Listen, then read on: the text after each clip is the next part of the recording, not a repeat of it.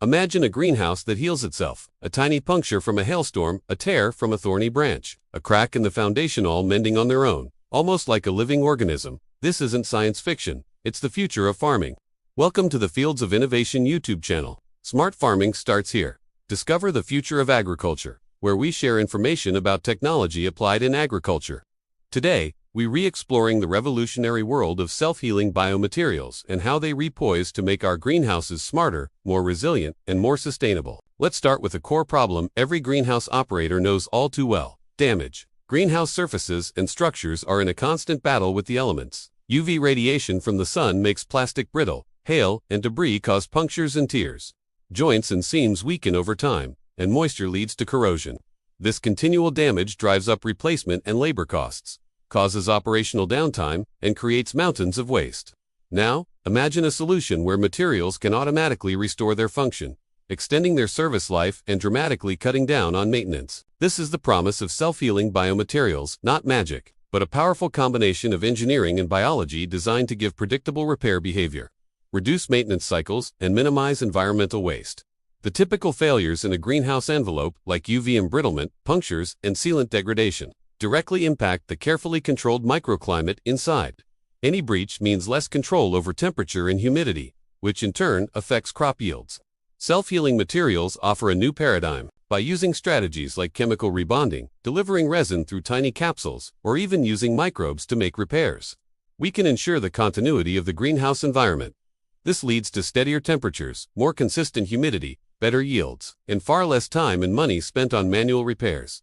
So, what exactly are these self-healing biomaterials? In simple terms, they are materials engineered to autonomously repair, damage, and restore their original function without any human intervention.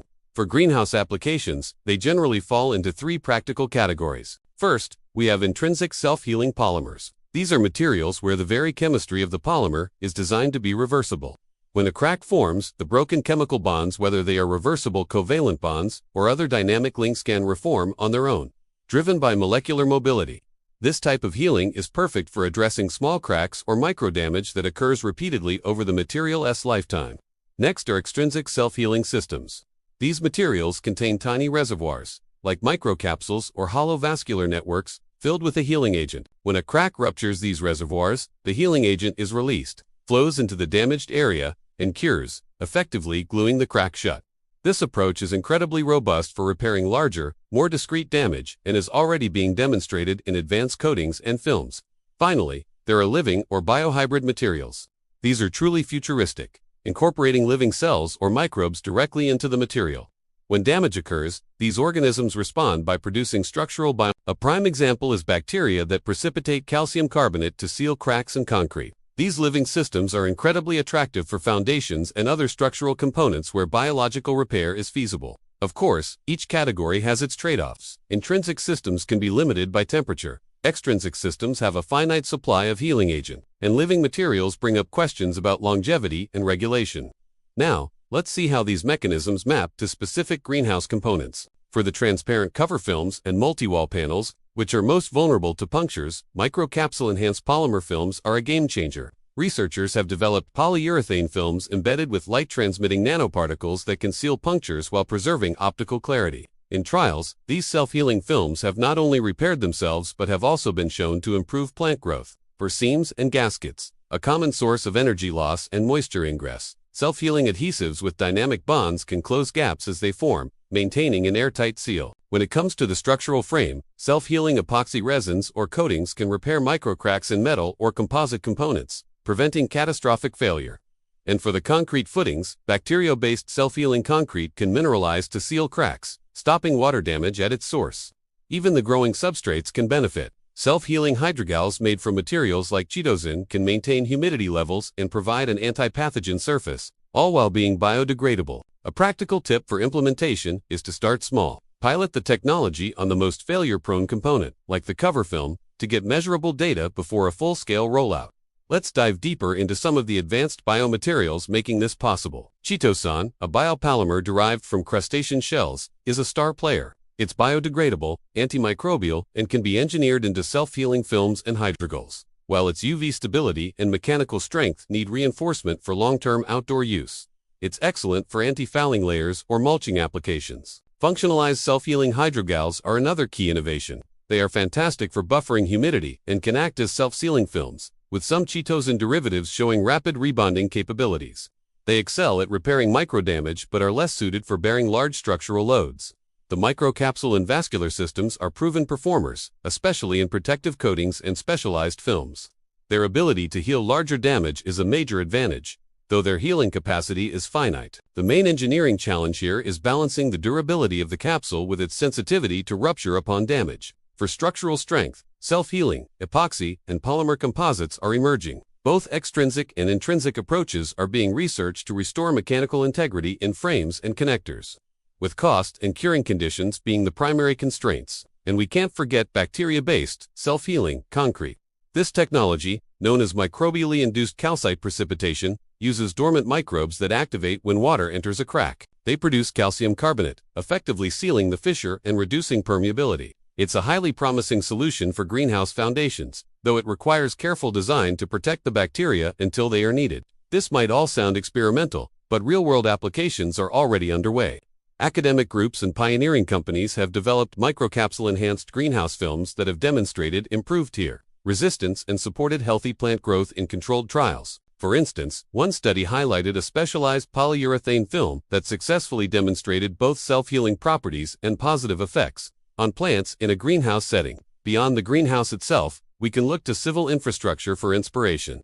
Bacteria-based, self-healing concrete has moved from the lab to field trials, with 2 decades of progress showing its effectiveness in sealing cracks. Similarly, self-healing coatings and composites are already being used in demanding industries like marine and aerospace, and their adaptation for agriculture is just a matter of time. The key takeaway for viewers is that while some of these products are still in early stages, the technology is rapidly maturing. The economic impact for farmers and greenhouse owners could be transformative. The main cost drivers in greenhouse management are replacement materials, repair labor, lost revenue from downtime, and waste disposal. Self-healing materials attack all of these fronts. They lead to fewer replacements, reduced labor, longer intervals between major refurbishments, and a more stable microclimate, which translates directly to higher and more consistent yields. To put it in perspective, consider metrics like annual maintenance savings, an increase in operational days without repair, and a measurable improvement in yield stability. A simple scenario shows the value. A traditional film might need replacement every few years, while a self-healing film could last significantly longer, offering a clear payback period and a strong return on investment. The environmental benefits are just as compelling. Longer-lasting materials mean a significant reduction in plastic waste, heading to landfills, which also reduces microplastic pollution. By extending the service life of materials, we lower the embodied carbon per year of use, spreading the initial manufacturing emissions over a longer period. Furthermore, the technology opens the door to using more renewable and biodegradable polymers, like chitosan, creating a truly circular economy for agricultural plastics.